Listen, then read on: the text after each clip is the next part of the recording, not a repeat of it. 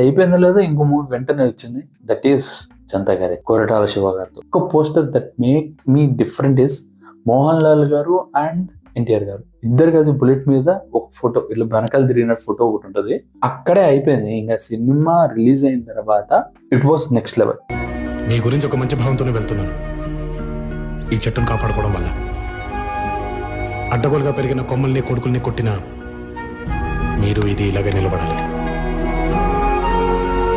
2017లో he has done movie called Jai Lava Kusa. జైలవకుశతో చేస్తూ he has gone to Bigg Boss hosting. అంటే ఆయనతో అసలు ఫ్యామిలీస్ కి అందరికి కనెక్ట్ అయిపోయారు.